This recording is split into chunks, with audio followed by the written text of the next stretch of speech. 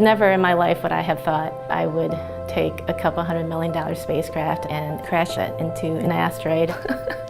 My name is Michelle Chen, and I lead the team that is responsible for the autonomous navigation of DART spacecraft to hit an asteroid.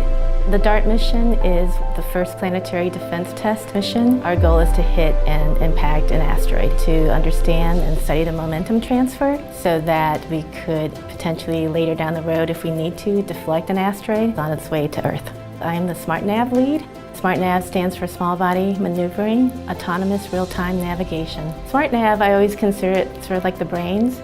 And so the camera, Draco, is essentially the eyes. The algorithm has to identify and hit the target in the field of view of the camera. We're flying at over 6 kilometers a second. It essentially occupies a pixel up until possibly 30 minutes prior to impact. And then that's where everything gets really exciting. And so you could just imagine if it was a human being joysticking this.